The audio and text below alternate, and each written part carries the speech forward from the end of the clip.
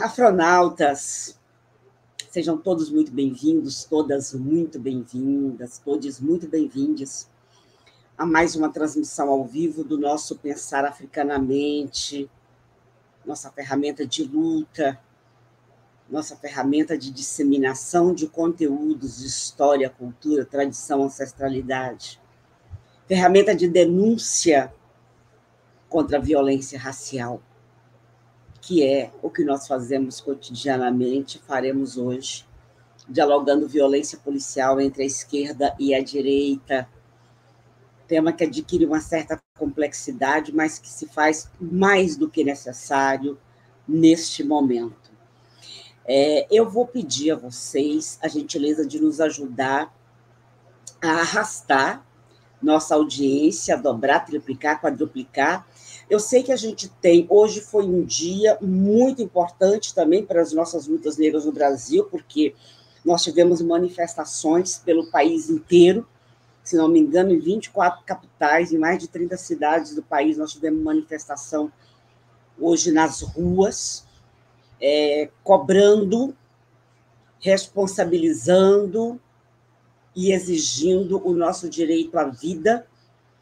Mas quem estiver em casa, quem não estiver nas ruas, a gente arrasta para cá, porque aqui também acaba sendo um espaço nosso de protesto, um espaço nosso de exigir vida e vida em abundância para os nossas crianças, nossos jovens, nossos homens, nossas mulheres, nossos idosos, nossas idosas e assim por diante. Vida e vida em abundância para a população negra.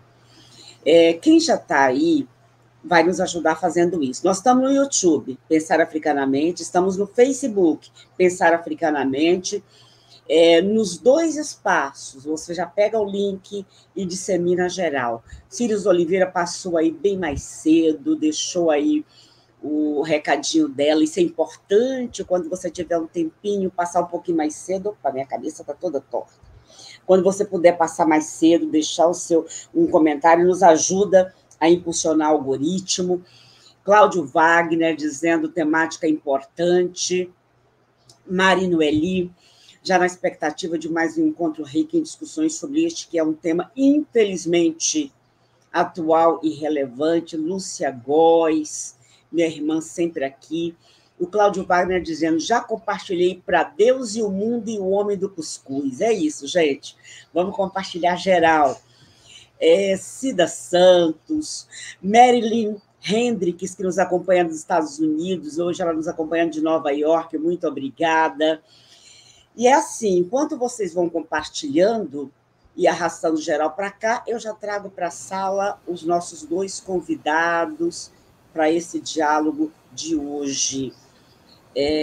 Vou fazer aquela apresentação formal, resumida, vocês já conhecem, ambos já estiveram aqui no canal. Infelizmente, a gente os chama para dialogar temas tão difíceis, tão pesados, mas necessários também. O professor Samuel Vida, que é o Gandhi Xangô do Terreiro do Cobre, advogado, professor da Faculdade de Direito da UFBA, coordenador do Programa Direito e Relações Raciais, mestre em Direito, Estado e Constituição pela UNB, doutorando em Direito, Estado e Constituição também pela UNB. Como pesquisador e consultor jurídico, atua nas áreas de segurança pública, racismo e democracia, políticas de ações afirmativas nas universidades e no serviço público, combate ao genocídio negro. Ele também coordena a organização negra Aganju, Afro Gabinete de Articulação Institucional e Jurídica, e integra o coletivo de advocacia negra Esperança Garcia Luiz Gama. Professor José Cláudio Souza Alves, doutor em Sociologia pela USP, professor da Universidade Federal Rural do Rio de Janeiro, autor do livro Dos Barões ao Extermínio, uma história da violência na Baixada Fluminense. Estuda a violência de grupos armados há 30 anos. Morador da região, ao longo do tempo tem trabalhado dando palestras, escrevendo artigos, concedendo entrevistas e realizando pesquisas sobre grupos de extermínio, milícias, tráfico de drogas, e a relação desses grupos com políticos e a estrutura de poder do Estado e da capital. É isso, gente. A gente está... Vocês veem que são currículos com o peso devido para o tema que nós vamos dialogar hoje. Enquanto eu fazia as apresentações, mais gente chegando aí para nos acompanhar. Helena Santos, Cid Pioc Rodrigues, salve pensar africanamente. Renato Botão estava muito sumido aqui do canal, Renato. Ele que nos acompanha sempre, desde a Zona Leste de São Paulo, que é outro território onde a violência incide, a violência do Estado, a violência policial incide sobre as nossas populações negras e periféricas, sem dó nem piedade. Cida Santos cumprimentando, bem-vindo o nosso baiano Samuel Vida, e José Cláudio, que é do Rio, mas também é baiano, viu? Mora no Rio, mas também é de origem baiana. Helena me ajudando aí, cobrando de vocês, ó. Olha aí, não esqueçam o like, gente. Vocês acham que isso aqui é só um dedinho para cima? Mas a gente está em luta no mundo virtual também, viu? Os algoritmos estão preparados para nos apagar também no mundo virtual. Então, quando vocês compartilham, dão um like, comentam, de alguma forma vocês vão empurrando o algoritmo, como a gente faz na nossa vida real, e dizendo, opa, isso aqui é importante. Então, dá seu like, comenta, compartilha e vamos aumentar a visibilidade das nossas pautas. Muito bem, nós vamos, sem mais delongas, eu já vou... professor José Cláudio, professor Samuel Vida, se vocês tiverem algum link, algum material que vocês queiram que compartilhem, pode colocar aí no chat privado ou lá no grupo de WhatsApp, que eu compartilho aqui para o pessoal que está nos acompanhando. Professor José Cláudio, por favor, bem-vindo de volta, é contigo. Bom, boa noite, Silvani, boa noite, Samuel, é muito bom estar aqui com vocês, com os afronautas aí que estão nos acompanhando, muito bom estar de novo discutindo. Bom, esses eventos que nos atingiram tão duramente, a morte da Bernadette, para nós para nós do Rio de Janeiro, eu que já estudo há muito tempo, ele tem muita similaridade com o que acontece aqui no Rio de Janeiro.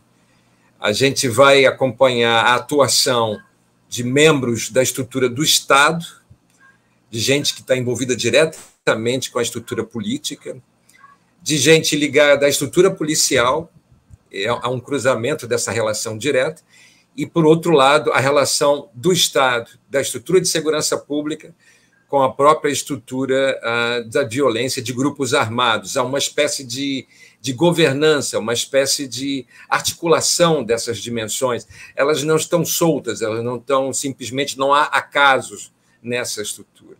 A morte do filho da Bernadette, né, em 2017, que eu acho que o Samuel acompanha muito bem, muito melhor do que eu, as informações.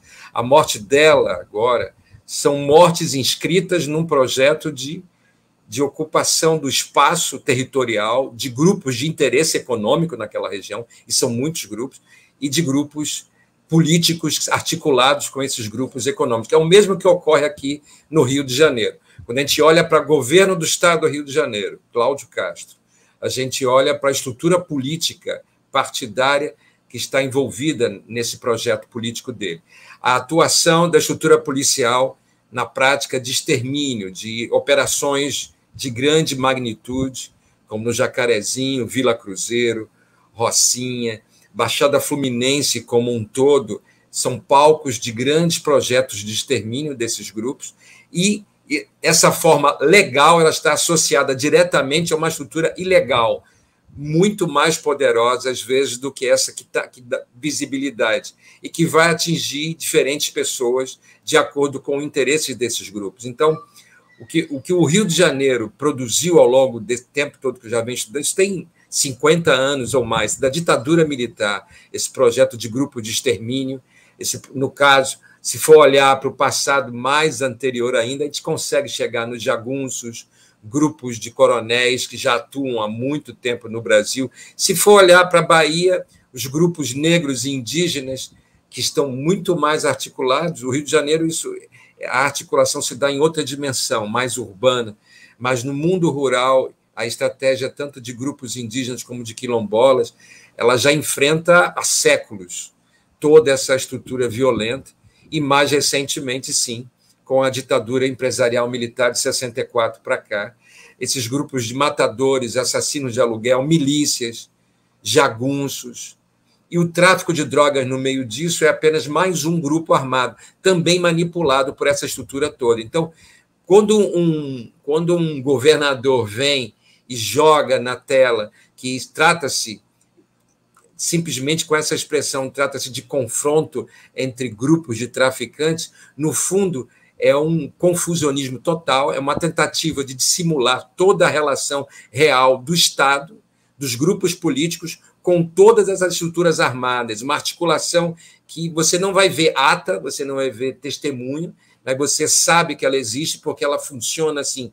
não há investigação, não há nenhum interesse de apurar os verdadeiros responsáveis, grupos econômicos envolvidos com isso. Aqui no Rio de Janeiro, na Bahia ou em qualquer lugar do Brasil, é essa estrutura miliciana que tem se perpetuado. E aí, mesmo que venham grupos de esquerda, mesmo que o PT retoma o poder como hoje, a gente não vê efetivamente interesses de modificar essa estrutura. No caso do Rio de Janeiro, que eu acompanho, basta dizer que há pouquíssimo tempo atrás, uma ministra do governo Lula, que foi indicada por ele, tem diretamente envolvimento com grupos armados milicianos aqui em Belford Roxo. Se você pesquisar, você já sabe quem é a pessoa, por conta da prefeitura desse município, uma cidade de 500 mil de habitantes, não é uma pequena cidade, com uma estrutura miliciana muito poderosa, porque fizeram campanha para as eleições do Lula e aí ganham como retribuição um ministério. Agora ela sai desse ministério, mas já num projeto de ida para outros partidos de direita para fazer conexões e ilações da estrutura política do atual governo com esses grupos de direita, passando pela estrutura de poder eleitoral e armado que esses grupos têm nessa cidade. Então, todos esses mecanismos que hoje aparecem na cena da morte, do assassinato, dessa crueldade, dessa forma brutal que foi com a mãe Bernadette, é o mesmo cenário, é o mesmo pano de fundo, é a mesma estrutura que já funciona no Rio de Janeiro, e eu estudo há 30 anos, e que funciona no Brasil como um todo, em qualquer região do Brasil. Eu sei que nessa região, aonde está o quilombo lá, Pitanga, em Simões Filho, você tem ali um conjunto de interesses muito pesado, você tem o polo industrial de Aratu, você tem o polo petroquímico de Camaçari, você tem oleodutos, você tem redes ferroviárias, você tem uma malha viária toda pedagiada, com muito dinheiro envolvido, você tem toda uma estrutura do cartel do combustível e dos transportes ali conectados. Você colocaram na cidade, nessa região, inclusive, para completar, fechar o ciclo, colocaram um presídio em cima dessa população, para eles conviverem com um massacre permanente e direto das populações pobres presas e torturadas nesses espaços de tortura e de massacre.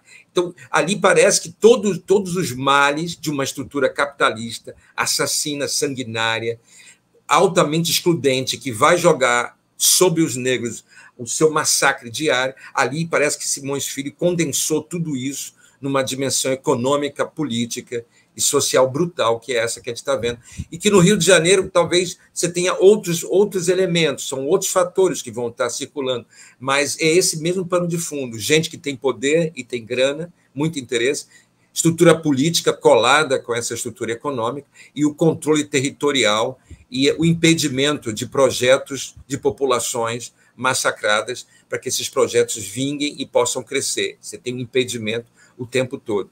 Então, olhando para esse fato, essa história toda, me faz lembrar que o Rio de Janeiro, propagado pela Rede Globo, como a gente estava conversando, ele é propagado em dimensões muito sutis que se transformam, na verdade, que sempre foram as dimensões de um país como um todo, e que hoje encontra na Bahia, em Simões Filho, nesse evento, a sua condensação, né, mais atual.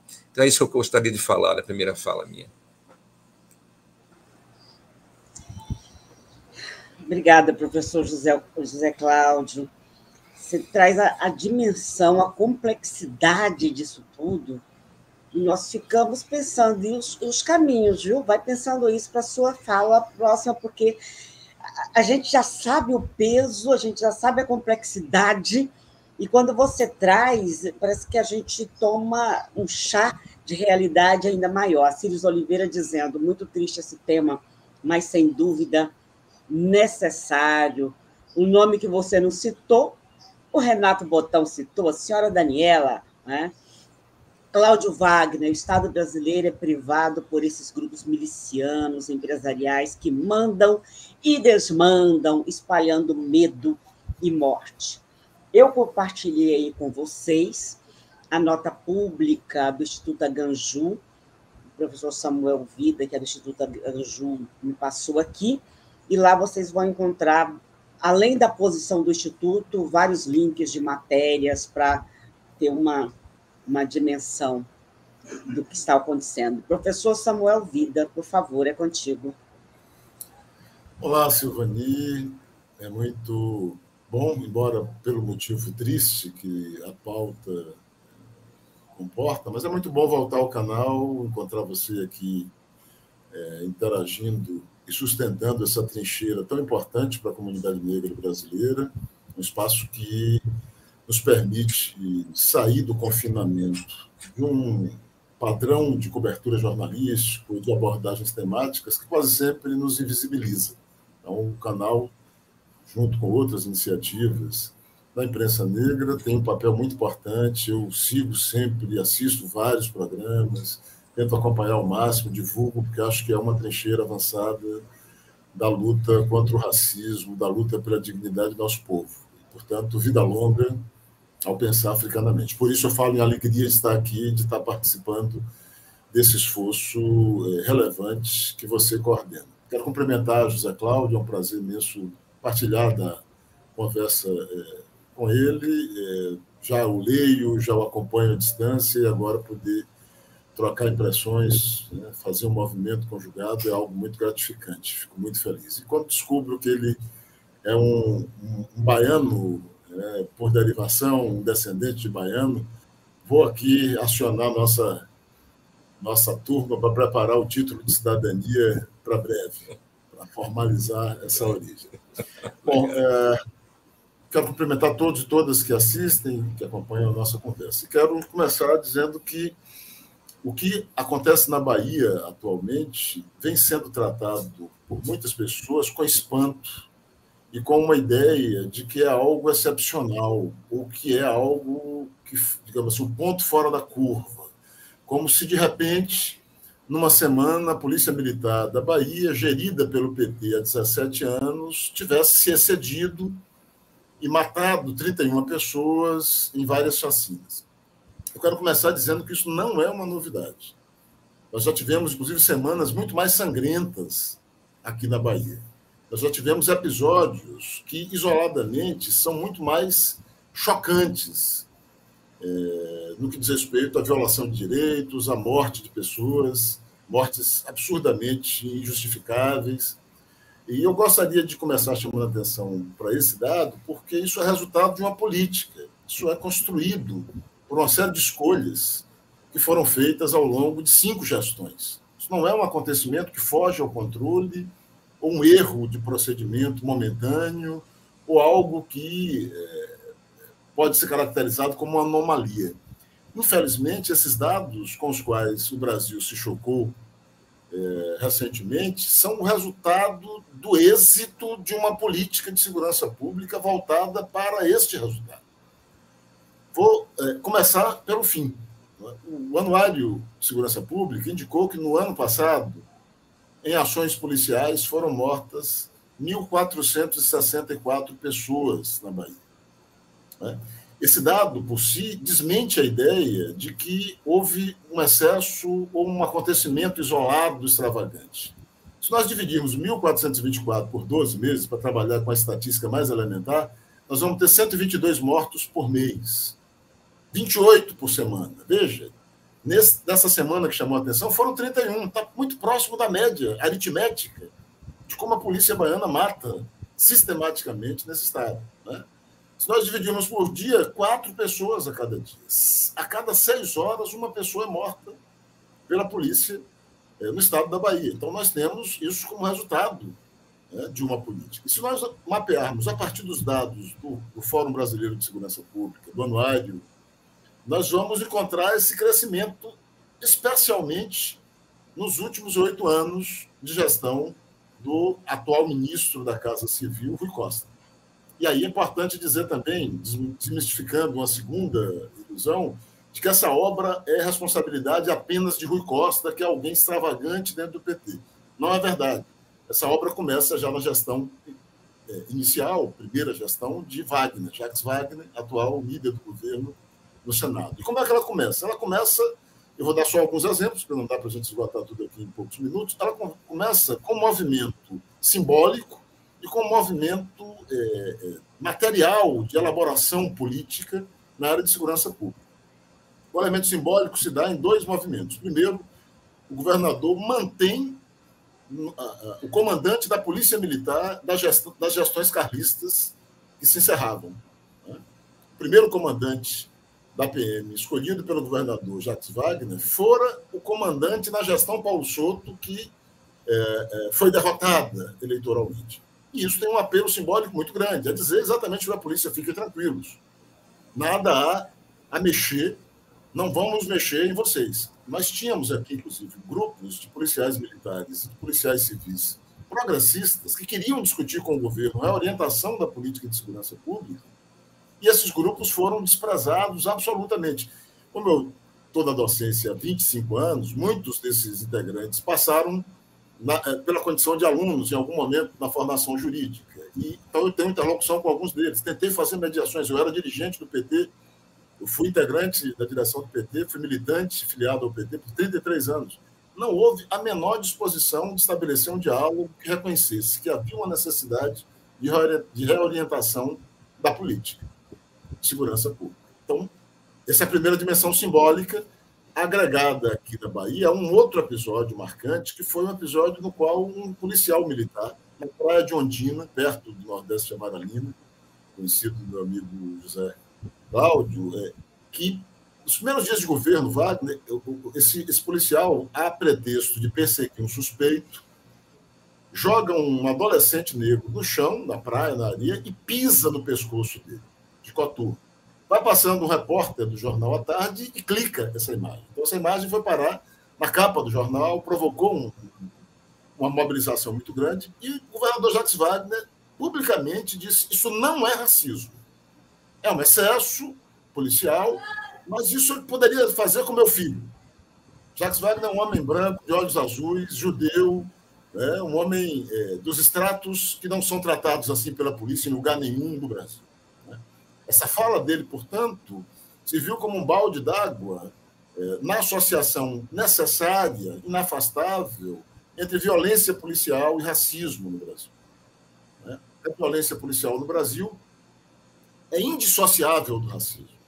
Ela tem outras dimensões que a atravessam, mas o que vertebra, o que define, o que impõe uma peculiaridade indistinguível em relação a outros modelos de polícias racistas é exatamente operar contra um sujeito imaginário como suspeito, contra o jovem negro, e operar não só no sentido difuso de mantê-lo sob controle, mas, sobretudo, de perpetrar o genocídio. Nós sabemos que a frente avançada do genocídio é operada pelo Estado através das ações policiais. Então, simbolicamente, nós temos isso. No plano material, nós vamos ter outras medidas. E eu destacaria também 2, só para exemplificar, dentre muitas que foram adotadas. A primeira delas, nós conseguimos aqui, por pressão do movimento negro, criar um grupo de trabalho contra os crimes de extermínio, os grupos de extermínio. Isso foi conquistado no final do governo Paulo Souto, a partir daquela CPI que foi feita no Congresso, uma CPI, inclusive, muito importante, que tem um relatório fantástico, e vem sendo desprezado no âmbito das políticas públicas, quase que esquecido. Essa CPI teve a Bahia como um dos exemplos mais visíveis de como a ação dos grupos de extermínio operava por dentro ou paralelamente a partir das estruturas estatais policiais. Nós chegamos a ter aqui um batalhão inteiro da PM vinculado induvidosamente a ações de grupo de extermínio. Esse grupo de trabalho foi desmontado por Jacques Wagner. Uma das primeiras medidas do governo petista foi: não precisa desse grupo. Essa força-tarefa, que era composta pelo recrutamento de policiais progressistas e escolhidos a dedo, policiais que viviam, inclusive, ameaçados pelos próprios colegas, foi desfeita, simplesmente diluída, e se devolveu a competência para investigar as ações de grupo de extermínio para a Delegacia de Proteção à Vida, naquela estrutura convencional que a gente sabe que não tem nem preparo técnico e quase nunca mobilização, interesse político e profissional para levar a cabo esse tipo de investigação. Num segundo momento, nós vamos ter duas outras políticas reveladoras da lógica adotada pela segurança pública dos governos petistas. A primeira delas se deu com um investimento na criação de novas unidades de confronto de alta letalidade. Aquele exemplo do BOP, no Rio de Janeiro, não conheço toda a estrutura da PM, nós passamos a ter aqui unidades altamente letais, e várias. Peto, Rotamo, ou melhor, Patamo, BOP, Rondesp, que é a mais conhecida, Caatinga. Houve todo um direcionamento político por parte do governo do PT para fortalecer essas unidades, que são unidades de combate, são unidades que, praticamente em todas as suas ações, produzem mortes. São unidades que são preparadas, direcionadas para o confronto e que produzem uma leitura de segurança pública de que o êxito da polícia é na apresentação de cadáveres, é na exposição de mortos, como eficácia de uma política de combate ao crime. E esses mortos tanto podem ser pessoas que estão, de fato, envolvidas com a criminalidade ou suspeitas, como podem ser pessoas absolutamente desvinculadas de qualquer nexo com a criminalidade que estão no caminho das ações. Moradores das comunidades populares, parentes, e até mesmo aqueles que morrem de tiros aleatórios, disparados como estratégia de atemorização. Então, nós temos, ao longo desses 16 anos, 17 anos do PT, mais de 20 crianças mortas, né? Mulheres grávidas, idosos, é uma lista interminável. E episódios emblemáticos, eu vou citar dois. O episódio da morte do adolescente Davi Fiuza, cuja mãe, Ruth Fiuza, hoje é uma das principais lideranças nacionais do movimento de mães e familiares. Esse garoto sai de casa, nas imediações, é capturado por uma guarnição da PM, morto.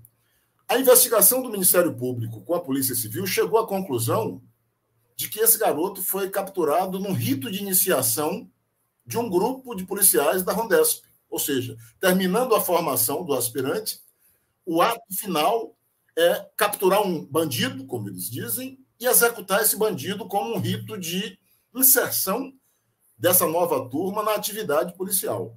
O Davi, um garoto de 16 anos, sem nenhum tipo de comprometimento com a criminalidade, e ainda que tivesse, não justificaria, foi capturado e executado, e até hoje o corpo não foi encontrado, né? Isso foi apresentado pelo Ministério Público da Bahia, que é conservador e punitivista. Não é um movimento negro, não são os familiares. Essa é a conclusão da investigação do próprio Estado. Em qualquer lugar sério, isso ensejaria um debate com a corporação, buscando entender como é que isso pode acontecer, como é que um processo formativo de policiais pode ser consagrado, ainda que informalmente, com expediente dessa natureza. Nada foi feito. O governador se recusava a falar sobre o episódio, numa atitude de defesa corporativista da instituição, que tem o preço, né, que custa o preço de passar uma espécie de cheque em branco. Episódio também grave aconteceu com Giovanni Mascarenhas, sequestrado numa operação policial, levado para dentro de uma unidade da PM e morto, esquartejado dentro de uma unidade da Rondesp. Novamente, silêncio total. Nenhum tipo de atitude sequer de dizer, olha, isso é grave, precisamos tomar uma medida. Nada, absolutamente nada. A não ser aquela declaração protocolar, se houve acesso, será apurado pela corregedoria, né? Então, é bom lembrar que antes de Rui já há um precedente. No governo Rui, se acentua. Até Rui, o índice de letalidade policial produzia cerca de 350 mortes por ano, que já é um índice gravíssimo, um morto por dia praticamente. A partir de Rui, isso tem uma escalada crescente, o anuário mapeia isso ano a ano, até chegar no número assombroso de 1.464, com a expectativa de que nesse ano será novamente superado, porque a matança continua generalizada e se aprofunda. Bom, como é que a gente identifica essa atitude de Rui como um agravador, né, como um incentivador? Segundo mês de governo Rui, acontece a chacina do Cabula. 12 jovens são executados. E volto a dizer, quem diz que foram executados é o Ministério Público, é a Polícia Civil. Não é sequer o discurso das entidades de defesa dos direitos humanos ou do movimento negro. A polícia, no primeiro momento, disse que aqueles jovens eram um bando, eram um grupo do crime organizado que estava reunido, planejando o ataque a um banco. Essa narrativa, essa versão, não se sustenta. Eles dizem que todos têm envolvimento criminal. Nós procuramos, apenas um dos 12 tinha um registro de passagem na polícia por briga no carnaval. Quem conhece o Carnaval de Salvador sabe que qualquer pessoa pode se ver, voluntário ou involuntariamente, envolvida numa briga de carnaval. Ainda mais se for um homem negro, jovem. Portanto, a prisão por briga no carnaval é uma prisão que pode acontecer para qualquer pessoa que vá ao carnaval. Então, não é sequer um indício de crime, de envolvimento criminal. Ou seja, a polícia mentiu escandalosamente, criando a ideia de que tratavam-se de criminosos, quando, em verdade, executou jovens que estavam no campo. E o governador celebra esse acontecimento e compara a chacina a um gol. Ele vai usar a metáfora de que o policial age como um artilheiro frente ao gol. E num lampejo de segundos, ele tem que decidir se faz o gol ou não. E quando ele faz o gol, ele é aplaudido. E quando ele perde o gol, ele é criticado. Essa foi a metáfora usada pelo governador Rui Costa para comentar o episódio de 12 assassinados executados pelo Estado. Nós reagimos, denunciamos, apresentamos proposta.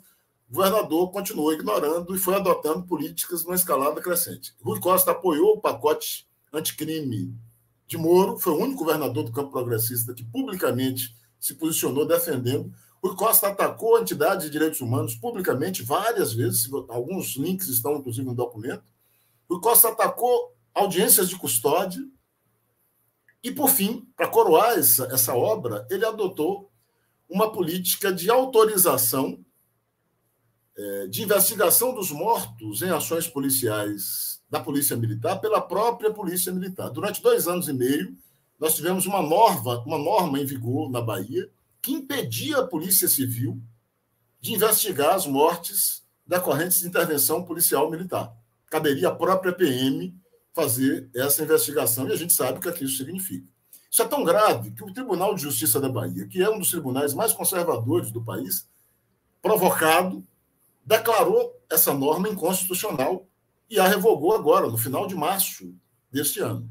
Então, veja, nós temos toda uma política tecida, construída deliberadamente. E eu finalizo, Silvani, registrando que essa política tem um papel calculado pelo PT baiano, né, que é dialogar com as expectativas do populismo punitivista que associam segurança pública à politização da sociedade, que acreditam que a eficácia de uma política de segurança pública reside no confronto e não na inteligência, e não na investigação, e não na prisão bem feita, aquela prisão que permite ao judiciário, né, levar às últimas consequências o sistema punitivo em vigor no país.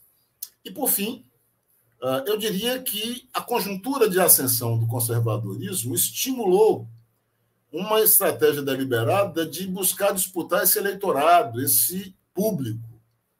Porque, além dessas políticas específicas de segurança pública, nós vamos encontrar na Bahia um programa de militarização da educação que é anterior ao de Bolsonaro e que, hoje, produziu 120 escolas entregues à PM.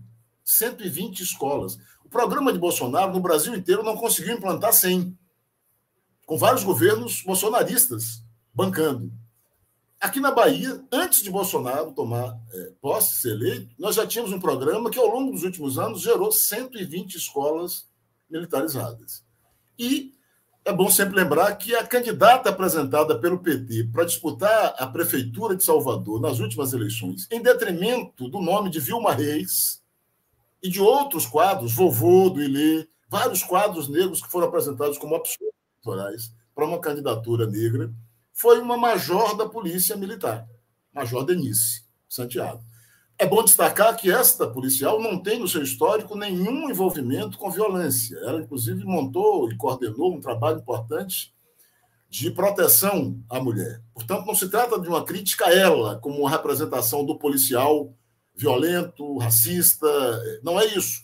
Mas se trata de uma crítica ao simbolismo. Como é que um partido de esquerda, num estado de extrema violência policial, escolhe como face eleitoral uma militar. E ela concorria com o nome Major Denise.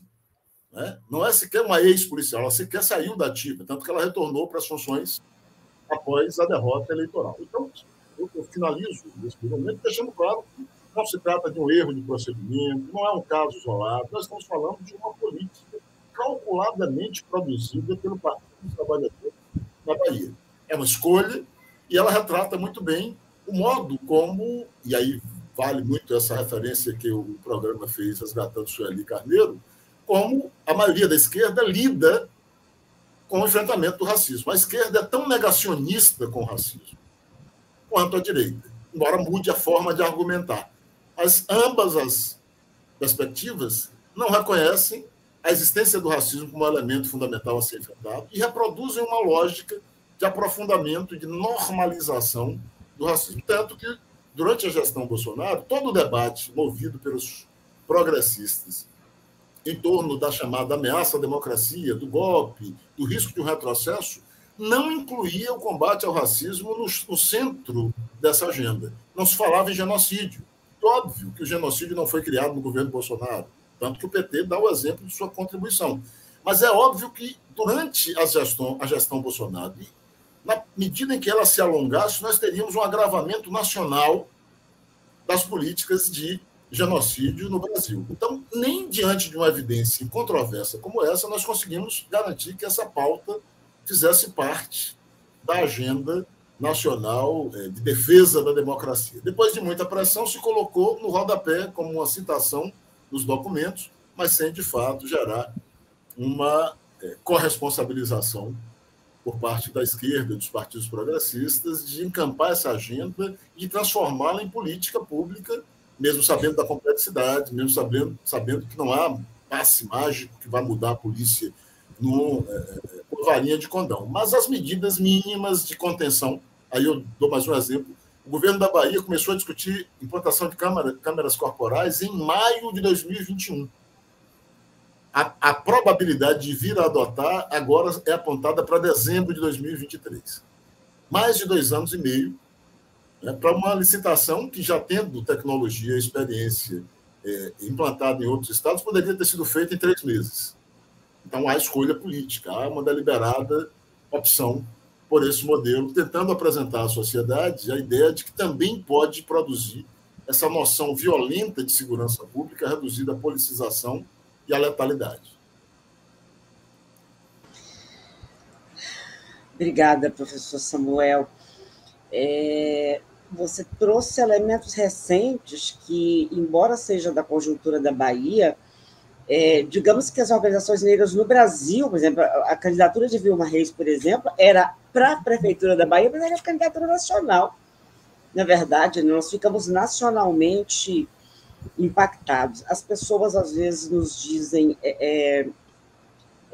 por que nos impacta tanto essa realidade específica da Bahia nesse momento. Alguém já disse, eu só vou repetir, não sei quem disse. A direita não nos prometeu nada. A direita não nos prometeu nada. Nós nos mobilizamos, damos o tapa-cara para eleger governos progressistas e somos esquecidos na hora de se pensar o país, de se pensar a política pública, de se pensar estruturalmente as transformações que se fazem necessárias no país. Então, por isso que nos impacta mais do que falar de um governo, quer dizer, de qualquer forma nos impacta. mas nos cala mais fundo, esse descaso dos governos progressistas em relação às nossas lutas históricas, porque somos nós que vamos para as ruas, que demos a cara, literalmente a tapa, agora para derrubar esse governo protofascista. E aí a gente tem esse projeto de poder, que é o projeto de poder que esteve na Bahia nos últimos 17 anos e que nos apresenta como modelo essa realidade. Nós temos muitos comentários aqui de pessoas somando com vocês. Me parece que nós não temos perguntas, mas se vocês tiverem perguntas, é hora de colocar. Enquanto isso, eu vou colocar para vocês alguns dos comentários que a gente tem aqui, para que vocês possam, se quiserem, dialogar com eles na segunda rodada. Rafael Bertol, da Necropolítica, estudada por Mbembe, é o método de gestão pública da Secretaria de Segurança Pública que vigora no estado da Bahia. Isso é flagrante, e não só na Bahia, mas lembrando porque que nos cala mais fundo falar que isso se reproduz, e parece que se reproduz até com maior sucesso, digamos assim, na Bahia, com maiores resultados contra a população negra. O professor Samuel Vida colocou, né, quem no carnaval não está suscetível a ter algum tipo de atrito, de conflito. Eu passei meu carnaval muitos anos na Bahia e sempre me assustou aquela força ostensiva colocada ali no meio das pessoas, que passa empurrando as pessoas de qualquer maneira, e quando eles passam com aquela quantidade de jovens negros apreendidos, é sempre muito assustador. A Salete Maria, do grupo de pesquisa Jus Femina da UFBA, prestigiando essa live, muito obrigada, parabéns aos organizadores, um abraço a Samuel Vida, colega nosso aqui na universidade. Maria de Fátima Queiroz, muito bom ouvir vocês. Eu sou professora da Unifesp e cá estou muito atenta a essa importante e necessária live. Victor Samir, o interior da Bahia está pegando fogo. Genocídios negros são registrados, acontecem todos os dias. Ana Carla, do IFBA, Campo Salvador, prestigiando a live. Tema fundamental nesse presente funesto da Bahia, terra preta e indigna com os pretos. Cláudio Wagner, com a professora Fátima Bezerra, o PT está no 2º mandato no Rio Grande do Norte. Já vai para o 3º concurso da PM e nenhum para professores. Isso diz alguma coisa, sim, meu caro Cláudio Wagner, não é? Você está indo aí para o 3º concurso da PM em mandatos do PT e nenhum para professores. Vera Teixeira, boa noite. Os atos no Brasil estão tão lindos. Na Cinelândia, Rio de Janeiro, 5.000 pessoas, em São Paulo, autolotando, na Bahia também, nossos atos estão lindos. Só para lembrar a vocês que hoje foi chamado uma mobilização nacional das organizações negras, dos movimentos negros e aliados, para tomar as ruas, e a última vez que eu olhei, estava programado atos em 29 capitais e em mais de 30 cidades do país, exatamente atos contra as chacinas, contra a violência policial, em defesa da vida da população negra no país. Antônio Silva, quando se vive um momento histórico, qualquer narrativa falaciosa cai por terra. Parabéns, professor Samuel. Rafael Bertoldo, a medida emergente que precisamos militar em campanha é a instalação de câmeras no fardamento dos policiais militares da Bahia, que o professor Samuel Vida trouxe como possibilidade de finalmente se concretizar no final agora do ano, né? No final agora de 2023. Maria de Fátima, um abraço. Ela está cumprimentando a Ana Portela e o professor Samuel, atenta e sedenta. Diego Jesus, que sempre nos acompanha, daí da Bahia também, viu, professor Samuel? O feminicídio aqui na Bahia, principalmente em Salvador, é quase que diário. É ao menos uma mulher morta por dia. Ligamos a TV e vemos que um homem ou homens matam a mulher por motivação fútil e torpe. Salete Maria, quando se é coerente, é possível ser de esquerda e produzir conhecimento científico para contribuir com as lutas sociais, sem dourar a pílula de governo, sejam eles quais forem. Parabéns, Samuel Vida. Lúcia Góes, que também nos acompanha da Bahia, agradecendo. Ainda o Diego. Não, o Diego é sempre meio pessimista aqui no canal, viu, gente? Por isso, quando eu encaminhar para vocês, vocês já pensam aí como nos ajudar a pensar saídas e possibilidades. Ele é sempre pessimista. Ele disse aqui, não tem governo que dê jeito na PM no Brasil. Qualquer governo, as PMs são funcionais para trazer a sensação de segurança para as classes dominantes neste país. Matar pretos e pobres é uma política. Sim, a realidade está posta. Há caminhos, há possibilidades, tem que haver. Tem que haver. Salete Maria, exatamente, Samuel, é uma escolha, é uma decisão, ou seja, é a política de segurança pública do PT na Bahia. Sua pesquisa cumpre um papel importantíssimo para as lutas antirracistas e democráticas. Rafael Bertoldo, o professor Samuel Vido traz elementos essenciais para uma coerente criticidade à esquerda progressista na Bahia. Estou terminando aqui os comentários. Ana Carla, importante resgate Samuel faz de decisões políticas das gestões petistas de anuência com a política de matança pública para negros na Bahia. O Renato Botão dizendo, a fala do professor Samuel nos deixa emudecidos de vergonha. Eu acho que nem é vergonha, nos deixa... Assim, a gente tem que estar indignado, a gente tem que estar revoltado, não é? Eu fiquei paralisada uns 2 dias com o assassinato de Mãe Bernadette, a forma como foi, uma pessoa que eu tive a chance de conhecer. Mas aí, 2 dias depois, eu falei, não, vamos sair dessa paralisia, vamos seguir na luta, e é assim que tem que ser. Rafael Bertoldo, professor José Cláudio, estamos falando de uma pauta superpartidária, humana, sensível. Como proceder à crítica ao governo da Bahia quanto à Secretaria de Segurança Pública, sem olhar-se com a oposição em discurso despropositado? Acho que a pergunta vai para os dois, e aí é uma preocupação que normalmente as pessoas têm, se nós achamos que o caminho para nós está no campo progressista, como proceder a essas críticas? E elas precisam ser feitas, mas, ao mesmo tempo, reafirmando que é no campo progressista que a gente vai achar a saída. Deixa eu ver o que mais nós temos aqui. A pergunta do Rafael também, outra. Como efetuar de maneira propositiva a mudança nos rumos da política de segurança pública na Bahia?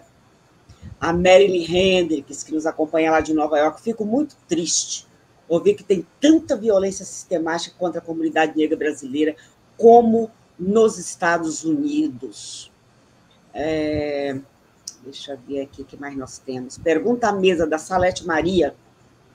Como a sociedade civil pode tensionar e ou atuar nos conselhos de direito para que os governos do PT revejam suas posturas? E uma ação civil pública não caberia nesse contexto?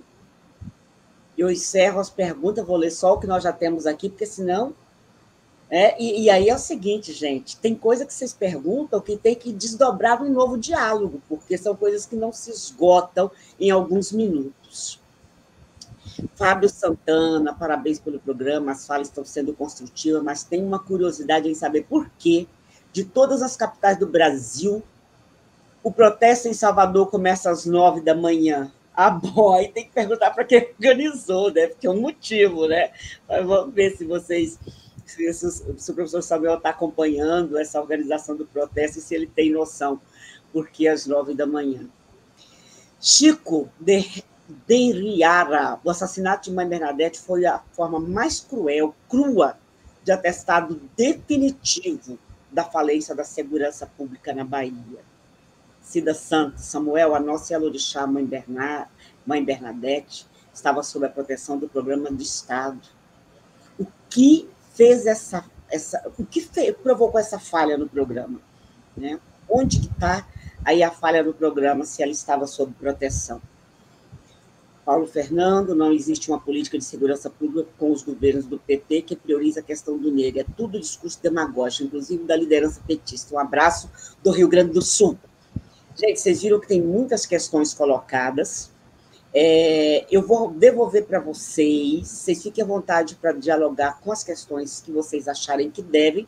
Fiquem à vontade para sugerir também a gente voltar com uma ou outra questão que não dá para dialogar hoje. Eu já encerrei, mas entrou mais uma, da Helena Santos. Como vocês veem sobre os policiais militares que são preto ou pardo, que parece que a sua consciência deixam de pertencer a esse grupo e agem como brancos matando outros pretos? Aí é outra complexidade, né? Olha a professora Luciane Soares aí, que trouxe o professor Zé Cláudio aqui recentemente para dialogar o genocídio da juventude negra. Gente, eu encerrei as perguntas, porque tem muito, mas acabou de entrar mais uma. Ana Carla, agora encerrei mesmo, é a última.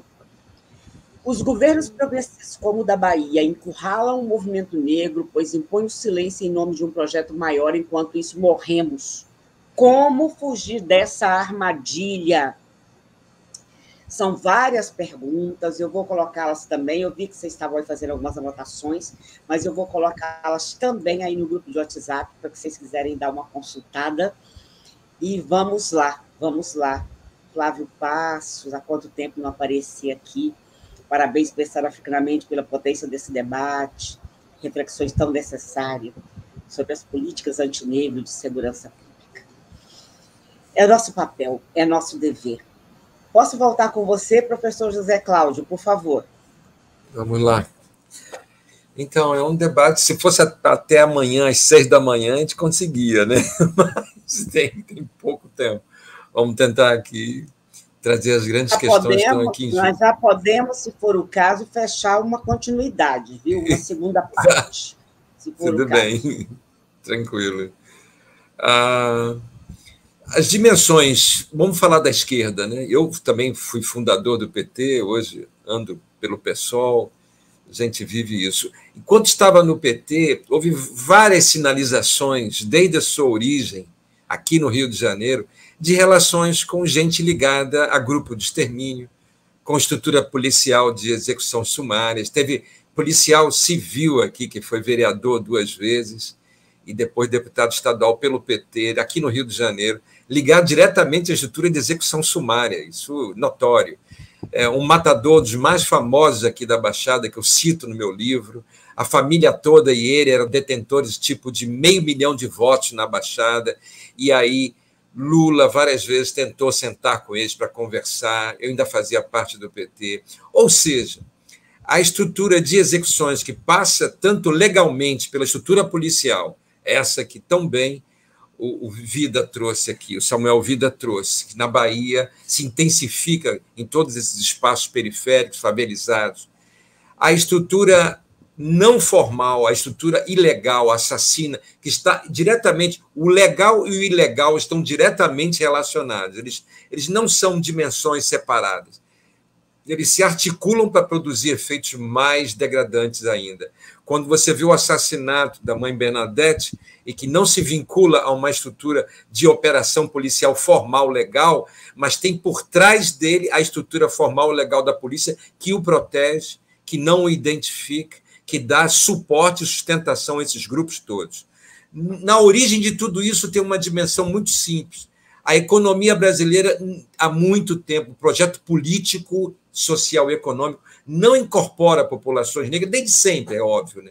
Desde a escravidão, mas mais recentemente jamais serão incorporados. As estruturas políticas e econômicas dominantes jamais incorporaram e continuam massacrando porque não tem interesse. E aí, como a pauta da violência é a única pauta que cresce no país como um todo, como a estrutura dos grupos criminais vem se aprofundando como alternativa real. As pessoas estão no crime não é porque eles nasceram roubando a aliança da parteira, não existe isso. As pessoas estão no crime porque é uma alternativa real nessa estrutura social que nós vivemos, de desigualdade brutal. Não é com uma bolsinha família, para membros da família que estão na escola, que vai alterar a vida dessas pessoas. Ainda temos que compactuar com a direita e perguntar aqui o que fazer de crítica sem cair no colo da direita. A direita e a esquerda estão no mesmo campo, na mesma visão reativa, assassina e cruel em cima dessa população. Não mudam a sua...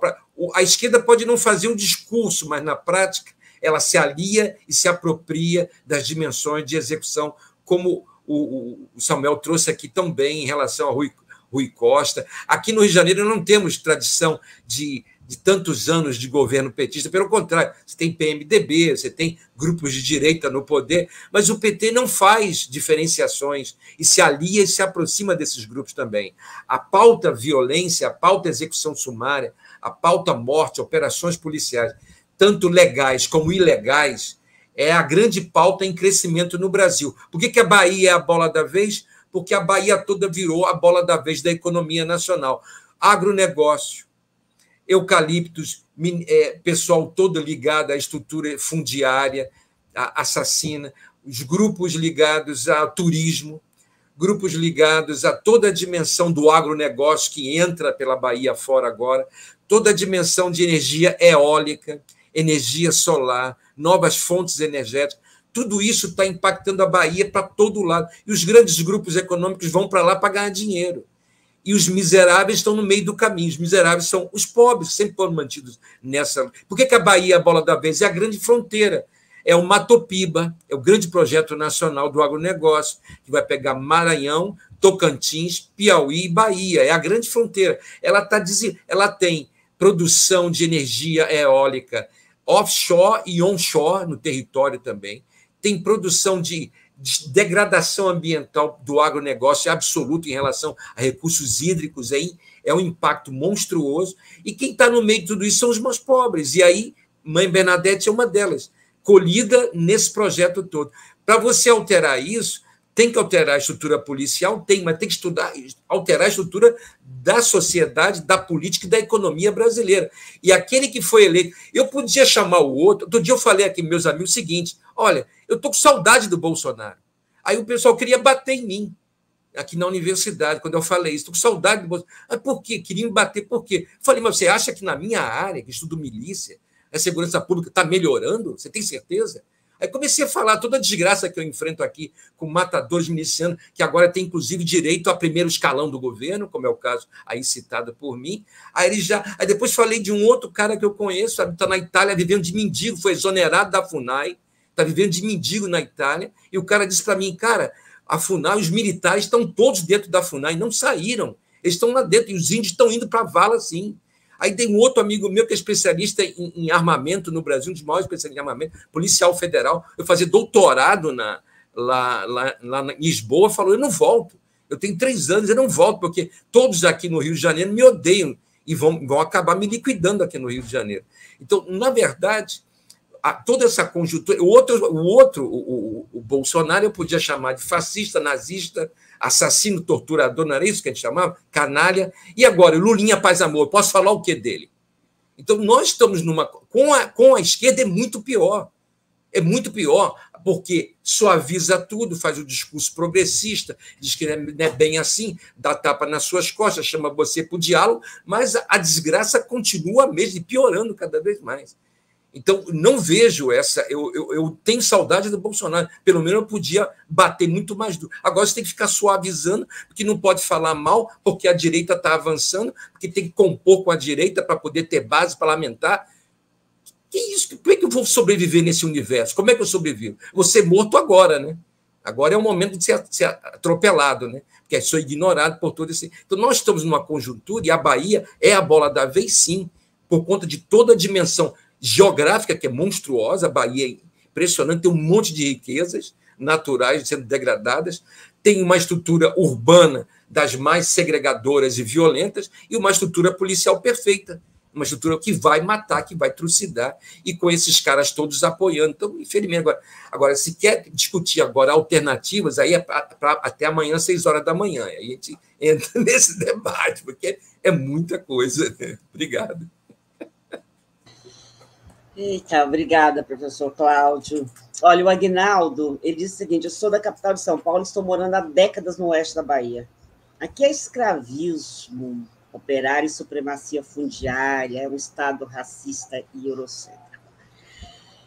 Eu acho, como todo o país, ocorre quanto maior a porcentagem de população negra, parece que o Estado se reveste de uma capacidade de ser muito, muito, muito mais, infinitamente mais violento, infinitamente, um descaso infinitamente maior em relação à população, exatamente por ser uma porcentagem muito grande de população negra. Paulo Fernando, só a organização e união das frentes de movimento negro a nível nacional poderá dar resposta a essa ideologia racista que forma o pensamento da tal esquerda brasileira. Mas vamos lá. Professor Samuel Vida, por gentileza. Bom, as perguntas, os comentários são muito, né, provocativos e bons. E como disse José Cláudio, se a gente tentasse, de fato, dialogar com cada nuance, nós precisaríamos de muito mais tempo. Então, eu vou dialogar com alguns aspectos, outros ficarão para outros momentos, até porque também alguns desses comentários eu sei que são, de certa forma, retóricos, e não necessariamente uma pergunta para ser respondida, né? Portanto, suscitam a nossa inquietação, a nossa reflexão, nos desafiam a pensar melhor as relações, seja com a esquerda, seja com a política institucional em nosso país. Eu queria resgatar um elemento que dialoga com a linha de abordagem de José Cláudio, e que eu acho que é muito importante, que é a gente precisa entender melhor o lugar, né, do supremacismo branco no projeto brasileiro, em todos os seus modelos, em todas as suas fases, incluindo o projeto da esquerda. Né? Há uma narrativa que a esquerda alimenta ainda hoje de que ela fundou a resistência popular e a busca por alternativas democráticas nesse país. Eu fui contratado pela CUT, no final dos anos 90, para fazer um trabalho de assessoramento a uma mobilização negra que queria discutir, por dentro do movimento sindical, o racismo. E eu propus fazer um levantamento dos materiais formativos dos principais sindicatos brasileiros. Qual a constatação? Todos, absolutamente todos, e à época a CUT abrigava quem? CTB, o povo do PSOL, todo mundo estava na CUT à época, né? No campo progressista. Todos os materiais diziam que a classe trabalhadora brasileira se forma com a chegada dos imigrantes.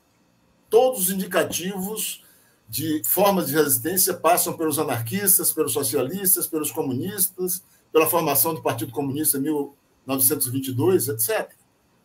Nada absolutamente de resistência negra, quilombola. E olha que nós estamos falando de um movimento, no caso do quilombismo, que atravessou esse país de ponta a ponta, que produziu o primeiro Estado, de fato, livre nas Américas, que foi Palmares, documentado por mais de 100 anos, derrotando militarmente o Império Português, produzindo um tratado político-jurídico que Ganga Zumba firma com a metrópole, negociando o reconhecimento dos direitos, da autonomia, de território, etc. Nada disso conta para essa forma branca de pensar a esquerda no Brasil, que é a forma que continua se expressando nos partidos. Nós somos acolhidos agora de uma forma retórica mais inclusiva, mas no momento seguinte nós somos descartados. É assim, historicamente, a experiência da esquerda no Brasil. A esquerda é branca. Não existe uma esquerda branca e uma esquerda negra. A esquerda é branca. Na Bahia, por exemplo, nós temos em 17 anos de governo, se você analisar o perfil do primeiro escalão, você fica chocado, mesmo tendo quadros em abundância disponíveis na estrutura dos partidos. Se você analisar a representação parlamentar, nós temos aqui na Bahia vários deputados hoje, alguns, inclusive, ocupando secretarias estaduais, que saíram da nulidade absoluta, eram pessoas irrelevantes, inclusive do ponto de vista do movimento social, até o momento em que o PT chega ao governo. E viram hoje figuras exponenciais da política, ao tempo que nós tínhamos lideranças negras, algumas, inclusive, com mandato, como Luiz Alberto, que perde o mandato. A representação negra, ao longo de 17 anos de governo do PT, evoluiu, encolheu. Nós perdemos representação. Isso precisa ser estudado. As pessoas que ocuparam a Secretaria de Promoção da Igualdade jamais se elegeram para nada. Nenhum dos secretários em todo o Brasil, pelo menos das estruturas estaduais e do Ministério da CEPI, conseguiu se alçar à condição de um parlamentar. Isso é revelador, isso não pode ser tratado como um acidente ou como incompetência nossa.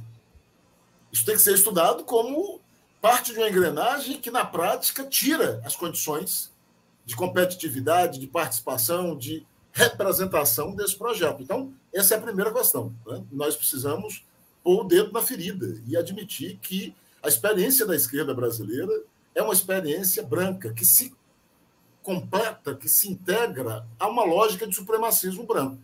E ela é muito tranquila para produzir a aliança intrarracial, ou o pacto da branquitude, para usar a expressão feliz, produzida por Cida Bento. Então, ao mesmo tempo que nos cobram uma coerência moral e uma espécie de integridade moral, toda vez que um candidato negro se apresenta, a primeira coisa que se discute é: você vai apoiar ele só porque ele é negro? E a gente se sente livre constrangido, não, claro, peraí, qual é o programa, etc. Mas eles não. Eles podem se aliar absolutamente com a maior tranquilidade. Então, uma miliciana ou com relações com a milícia pode virar ministra em nome da governabilidade. Está tudo bem. Ninguém discute isso como um absurdo, né? Então, há um problema aí que precisa ser melhor tratado e a gente não consegue discutir isso. Toda vez que se levanta essa questão, nos acusam de intolerantes, de um radicalismo que não compreende a política real, que hiperdimensiona, idealiza soluções, etc. Bom, esse é um debate. O outro é uma análise maior do programa implementado pelas gestões de esquerda em todo o território brasileiro. De Lula, na esfera federal, a um Flávio Dino, no Maranhão, que abriu as portas para a implantação da base de Alcântara e para o agronegócio. Vá conversar com os quilombolas do Maranhão sobre o que foi a experiência Flávio Dino no governo. E você vai ouvir relatos assustadores de violência policial, de assassinato de lideranças, de inexistência de diálogo, de travamento do processo de reconhecimento e titulação de terras, etc. O Ceará tem uma polícia altamente letal e violenta, tanto que produziu aquele motim, gerida por governos do PT. Recentemente foi feita uma denúncia de uma novidade de tortura no sistema prisional que foi desenvolvida por um secretário de uma gestão do PT, quebrar os dedos dos presos. Isso foi matéria, inclusive, nacional. Então, veja, nós temos aí uma experiência prática que mostra que esses governos têm um limite imenso e, no geral, têm sido, em alguns casos, como na Bahia, excelentes operadores do neoliberalismo. A Bahia hoje é o estado que mais privatizou patrimônio público. Chegou a um ponto tão cínico que aqui nós, no governo petista, no governo Rui Costa, nós fechamos a melhor escola, em termos de equipamento público, de Salvador. Uma escola com teatro, com uma estrutura física fantástica. Ela foi estrangulada, fechada e vendida para o empreendimento imobiliário. Ela fica no Corredor da Vitória, uma área nobre de Salvador, desativada. Uma coisa que nem a extrema-direita conseguiu fazer aqui na Bahia. Desativar uma escola estratégica e entregar a especulação imobiliária. Nós, na Bahia, temos, antes de Salles, um desmonte da malha de proteção ambiental, uma fragilização dos órgãos. Aqui na Bahia, aquele investimento de Boipeba, que virou um escândalo, foi autorizado pelo governo estadual do PT, pela Secretaria de Meio Ambiente, pelos órgãos de fiscalização. Houve uma mudança da normativa ambiental usando o expediente que o Ricardo Salles usou no governo Bolsonaro. Normas infralegais, portarias, manejos que passam imperceptíveis, se não houver uma lupa muito atenta, monitorando, que vão redesignando a forma de agir, vão redefinindo o alcance interpretativo da normativa protetiva e vão liberando a boiada. A Bahia produziu a pior reforma previdenciária do país. Ela é mais agressiva, ela suprime mais direitos do que a de Bolsonaro, num governo do PT. Então, nós temos, ao lado dessa lógica do supremacismo branco, uma política de integração absoluta aos interesses do capital, ao interesse neoliberal e à produção de uma noção de cidadania que, na melhor das hipóteses, se apresenta como uma cidadania consumerista. Eu sou absolutamente defensor da política de redistribuição do Bolsa Família e de outras políticas, evidentemente que elas são necessárias. Agora, quando elas viram o fim em si mesmo, elas capturam esse sujeito que poderia se transformar no protagonista da política para a clientela. E essa clientela pode ser também mantida por um governo de extrema-direita. Bolsonaro percebeu isso, talvez tardiamente. Se ele tivesse começado o seu governo entendendo que poderia manejar essas políticas, como tentou fazê-lo do meio para o fim, eu desconfio que estava eleito. derrotado. Né? Ele estava eleito. E você percebia que, no final, no desespero, ele criou ajuda para caminhoneiro, redefiniu o valor, etc. Se ele faz isso antes, possivelmente ele estava eleito. Então, são políticas que são necessárias, volto a dizer, não as ignoro, acho que elas são uma conquista da sociedade brasileira, sobretudo para buscar minimamente redistribuir recursos, interromper um fluxo de privação extrema de direitos, mas elas não podem ser o teto.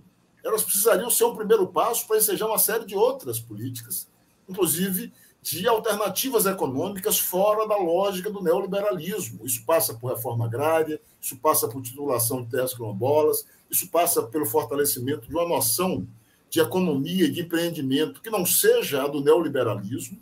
Nós não podemos aceitar que a única possibilidade de pensar a economia seja essa da desregulamentação, da privatização, do estabelecimento dos paradigmas de excelência no desempenho medidos, mensurados pela fragilização de direitos e pela maximização de resultados em termos de lucros, etc. Então, nós temos aí um grande problema que precisa ser posto em debate para não criar essa ilusão. Porque, no final das contas, e aí o diálogo com uma das questões que surgiu, nos cobram moralmente de possivelmente favorecer a direita quando criticamos essas políticas. Essa crítica não me constrange, porque, pelo contrário, quem está favorecendo a direita, inclusive se colocando como seu operador mais eficaz, são esses governos.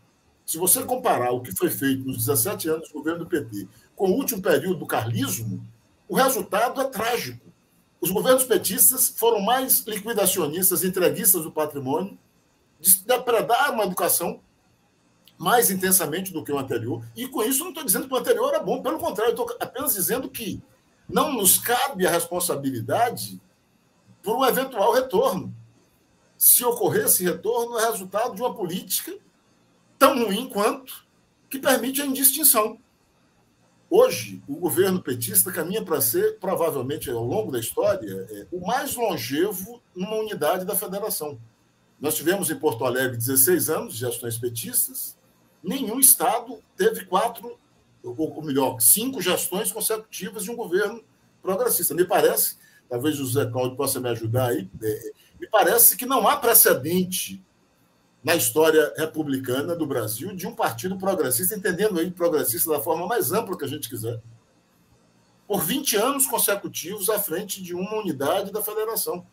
E os resultados que são entregues na área social são a privatização do sistema de saúde, que hoje é todo gerido por empresas privadas, uma educação pior do que a que recebeu, todos os índices oficiais e as pesquisas feitas por instituições particulares, não estatais, universidades, mostram que a educação pública na Bahia desceu a ladeira, degradou, os professores absolutamente desprestigiados, mal remunerados, massacrados por uma forma de gestão da política educacional que despreza o professor, que nega a relevância do seu papel.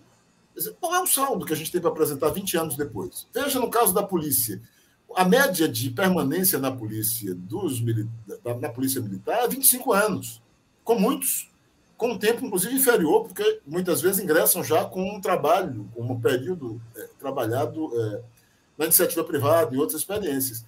O PT tem, sob sua guarda, hoje já 17 anos, vai chegar a 20. O PT vai chegar a um ponto, se ele for reeleito para mais um mandato, ele vai chegar a uma situação na qual praticamente 100% do efetivo foi recrutado, formado e gerenciado nos governos petistas.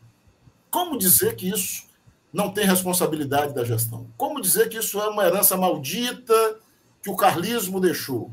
Ou que é resultado do bolsonarismo indiretamente pelo fortalecimento? Ora, isso é inconsistente. Evidentemente que qualquer fenômeno tem uma porosidade, uma conexão com outros fenômenos. Óbvio que a ascensão do bolsonarismo reforça. Óbvio que uma política anterior, uma cultura da polícia militar anterior tem algum eco, mas você tira completamente a responsabilidade de quem está no governo há 17 anos e encontra teorias conspiratórias ou motivações indiretas para justificar o genocídio, é insustentável. Então, me parece que nós não podemos ceder nessa crítica. E a crítica é feita com o objetivo de transcender esses limites e encontrar saídas democráticas, e não para retroceder, em termos formais, para gestões anteriores. Ninguém, em sã consciência, vai defender como alternativa de combate ao genocídio o carlismo, o Dória, PSDB ou qualquer outra alternativa dessa natureza. Agora, em nome de um não retorno, silenciar me parece uma atitude de cumplicidade. Aqui na Bahia, a experiência petista constrange uma parte da militância que raciocina a partir desse lugar de mal-estar, de que, olha, minha crítica pode fortalecer a direita, e coopta outra parte por uma lógica de incorporação na estrutura do Estado. Nós temos hoje aqui militantes qualificadíssimos que são funcionários de quinto escalão do governo e que, diante da própria situação muito bem descrita por José Cláudio, de ausência de alternativas econômicas, de empregabilidade, de sobrevivência, veem hoje a continuidade do governo como seu emprego. Sim. E acomodam-se. Eu criei, inclusive, uma expressão, Silvani e José Cláudio, debochada para provocar esse setor, que é MONEGO, Movimento Negro Governamental.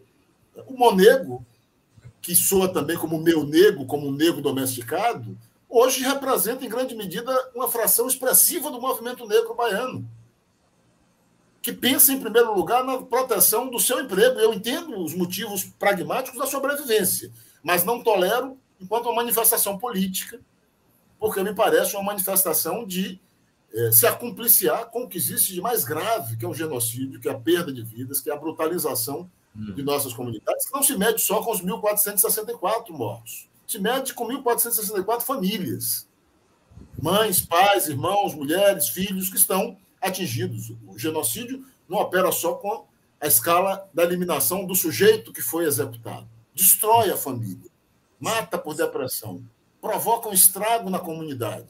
E, nesse sentido, eu não posso me acompliciar em nome de um compromisso ou de uma preocupação com o eventual ganho pela extrema-direita ou pela direita, com as críticas que precisam ser feitas. Esse não é um problema meu. Né? E, por fim, eu queria apenas registrar que, em torno do assassinato de Dona Bernadette, da Elorixá Bernadette Pacífico, nós temos uma demonstração de como essa lógica da segurança pública na Bahia, para os nossos interesses, fracassou.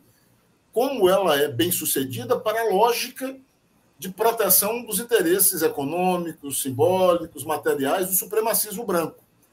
Eu acompanhei, quando houve o assassinato de Flávio, filho de Dona Bernadette, Binho do Quilombo, já havia naquela época toda uma materialidade indiciária de possíveis autores e mandantes. Há ali um conflito fundiário com grilagem disputando o território quilombola, que é conhecido, que é público, que envolve policiais na forma de milícias que disputam territórios na região metropolitana. Há ali extração ilegal de madeira, que também envolve contato com policiais. Há ali um processo de interesse econômico intenso, pelos motivos que o José Cláudio muito bem apontou, dutos que atravessam o território quilombola, tentativa de implantação de um presídio pelo governo, presídio privatizado, que foi rechaçado pela comunidade. Há uma série de elementos que permitem pontos de partida. 2, tanto a execução de Dona Bernadette quanto a execução de Flávio foram execuções explicitamente de quem não teme se expor. A de Flávio foi em via pública. Foi em via pública. Nós não estamos falando de um crime tramado com uma requintada sofisticação para isso. Não. Pessoas que entram numa casa e disparam 20 tiros numa pessoa. Numa casa que eles sabem que está monitorada por câmera. A Bahia tem o maior programa de reconhecimento facial da América Latina. Um programa feito silenciosamente, nessa lógica punitivista que os governos petistas adotam. Um programa perigoso para a democracia, porque nós temos nossos dados hoje capturados e armazenados, manuseados por forças militares que não têm compromisso com a democracia. Portanto, nós todos estamos hoje com dados fundamentais nas mãos, sabe lá Deus de quem, para qual projeto no futuro. Ora, nessa hora não serve para usar essa sofisticada malha informacional para rastrear os carros, para rastrear os celulares que circularam naquela área. Há tecnologia para isso. Por que 6 anos depois o assassinato de Flávio de Binho do Quilombo não foi elucidado? Porque ele contraria interesses aos quais o governo baiano não tem pretensão de confrontar. É essa a única hipótese interpretativa que se sustenta. E, por fim, A declaração recente do governador Jerônimo é uma declaração de uma leviandade, de uma irresponsabilidade, de uma maldade sem medida. Jerônimo, numa entrevista, declara que a principal linha de investigação é que a morte da Iá Bernadette seria decorrência de uma guerra de facções. Olha, isso é mentira. A área não tem, inclusive, nenhuma instalação de crime organizado conflagrado e disputando território.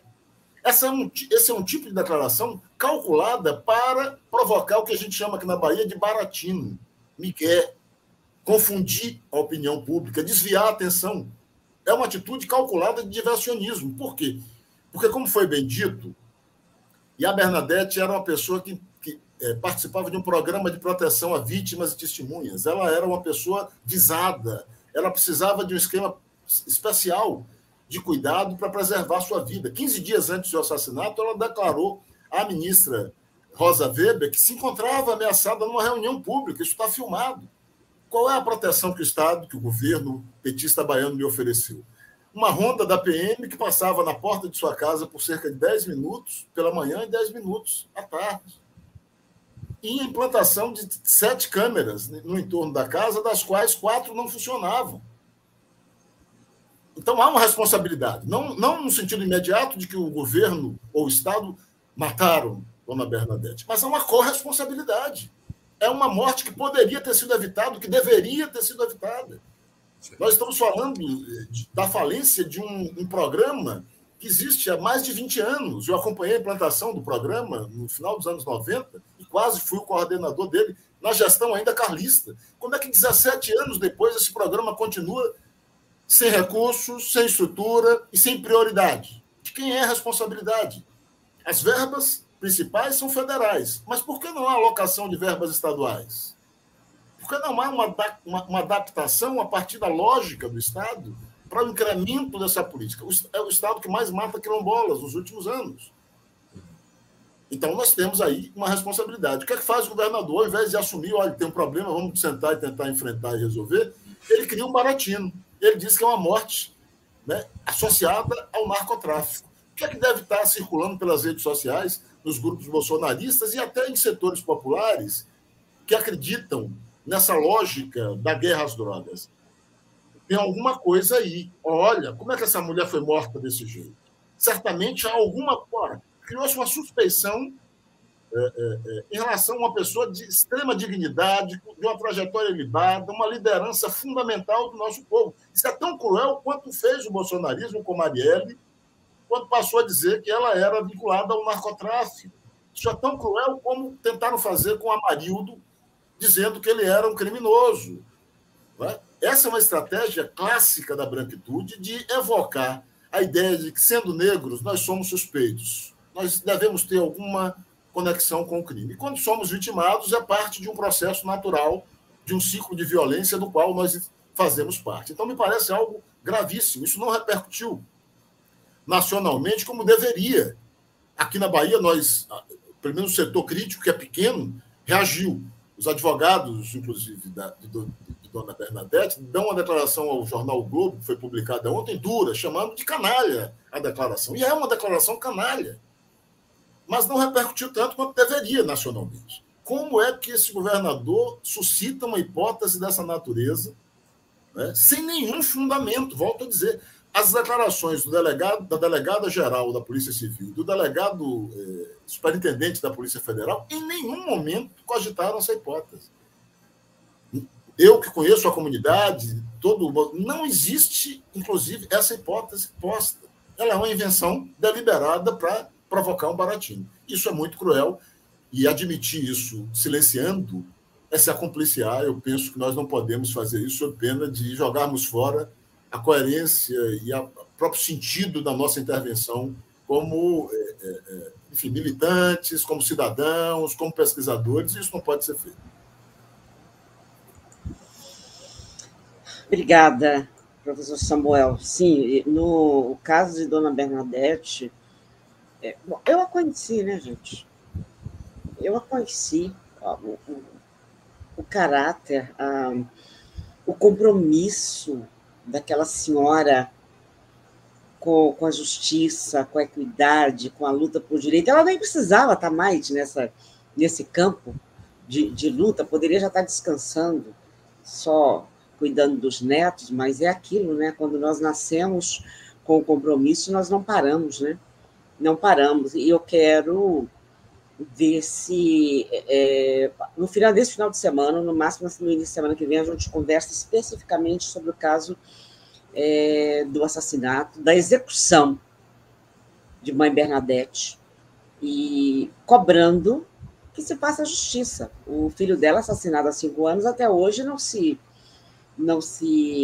apresentou culpados, não se apresentou mandantes, não se puniu ninguém. E eu acho que o caso de Dona Bernadette não pode ficar assim. Não pode ficar assim.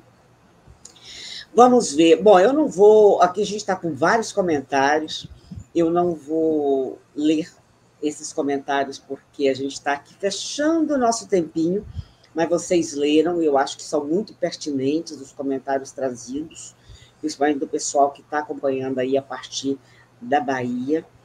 Antônio Silva dizendo: temos que fazer o pacto da negritude ou estaremos fardados às valas no Brasil tumbeiro, bandeirante, golpista. Sirius Oliveira, impactante. Gente, eu tô impactada e muito grata a vocês, porque eu sei que vocês estão com suas agendas sobrecarregadas e que vocês arrumaram um espaçozinho, um tempinho, para poder vir aqui. Sim, Samuel Vida está me dizendo que seria interessante a gente trazer o Jurandir, filho de Dona Bernadette, e os seus advogados para participar do diálogo. Sim, nós vamos tentar isso. Temos uma sugestão... Só um registro rápido, Silvani, porque é importante. Tanto o próprio Jurandir está ameaçado, teve que ser, inclusive, retirado do território, né? Quanto os advogados que acompanham as demandas do Quilombo, doutor Leandro Silva e doutor Davi Mendes, se encontram também. Hoje, inclusive, receberam uma informação oficiosa de um integrante do alto escalão do governo da Bahia de que eles correm risco iminente de morte por conta tanto do episódio envolvendo lá Pitanga de Palmares, o assassinato de Dona Bernadette, quanto pelo acompanhamento de um projeto de mineração extremamente violento que está sendo implantado num quilombo no sertão da Bahia. Então, se essa pauta for viável, eu posso tentar te ajudar a colocar em contato com essa turma, porque eu acho que seria bom ouvi-los e dar visibilidade, porque uma das estratégias de proteção mais eficazes é dar visibilidade. A gente tem que proteger fisicamente, mas garantir que essas pessoas sejam escutadas e possam pressionar as autoridades a prover... Estou contando contigo para que a gente organize esse diálogo com a brevidade e com a profundidade necessária. Eu só queria dizer também ao Flávio Passos que estou atenta à proposta dele de pauta, está anotada aqui, que ele propôs uma live com o professor Jaime do Amparo Alves, que traz reflexões a partir da sociologia do povo preto na diáspora e as políticas de letalidade antinegro. Está anotado aqui como pauta, vamos procurar organizar sim. E sempre lembrando a vocês, né? Professor Samuel Vida, professor José Cláudio, Afronauta, a casa é de vocês, entendeu? Vocês propõem a pauta, nos ajudam a organizar, porque isso aqui é um espaço, é para isso. É um espaço de luta, é um espaço para que nós possamos dar visibilidade aos nossos processos de construção e luta e para que nós possamos construir possibilidades de vida e possibilidades de de refundação mesmo do Brasil. O professor Samuel trouxe um elemento importantíssimo, né? O quanto o campo progressista, o campo da esquerda não nos reconhece, porque não reconhece nossa humanidade, não nos reconhece enquanto trabalhadores antes da presença deles no país, não reconhece nossas formas de luta e organização, e nossas formas de luta e organização é o que apresenta possibilidades realmente de uma refundação do país em outros conceitos, em outros princípios, e assim por diante. Então, podem propor, podem vir, que a casa é de vocês. Muito obrigada mais uma vez, professor Samuel Vida, muito obrigada, José Cláudio. Eu vou compartilhar com vocês mais uma vez o material, para quem não pegou, Nós temos aqui, deixa eu pegar aqui, nós temos o manifesto do Instituto Andanju, a nota pública, que eu já compartilhei, vou compartilhar de novo com vocês, para que quem não acessou possa acessar. Só lembrar vocês que nós voltaremos no sábado, semana que vem, dia 28, 60 anos da Marcha de Washington, aquela grande marcha organizada pelos movimentos dos direitos civis nos Estados Unidos. Eu acho que é um momento importante para a gente refletir sobre isso, na medida que a gente está vendo. A gente refletiu o que se avançou lá e os retrocessos atuais, porque eles estão vivendo também, em cima do que avançaram, momentos de grande retrocesso lá. Então, nós vamos estar aqui com a professora Gladys, que é dos Estados Unidos, a professora Fernanda, que é do Brasil, mas pesquisa também nos Estados Unidos, com a Micaela Harrison, para trazer música, para a gente também respirar, né? Precisamos também de um pouco da nossa arte, da nossa música, para nos ajudar a respirar nesses tempos tão difíceis. Então, sábado, às 15 horas, vamos conversar sobre os 60 anos da Marcha de Washington. Eu peço a vocês que já deixem seu like, que já acionem aí o sininho, já deixem seus comentários, porque isso nos fortalece. O Rafael cobrando, gente, vocês estão assistindo aí, não curtiram ainda, não deram like? Façam isso. Estamos em luta também no ambiente virtual, tá? Os algoritmos são a representação exata do que as pessoas que os criaram pensam, mentes racistas, naturalmente racistas, colocando esse racismo em mentes artificiais. Então, precisamos muito de vocês. Agradecendo mais uma vez, cuidem-se muito bem, vivemos tempos difíceis, continuamos processos de lutas, de muita crueldade, autocuidado, cuidado mútuo. São ferramentas que nos trouxeram até aqui. Pratiquemos. Estou aguardando vocês no sábado, às 15 horas. Até lá.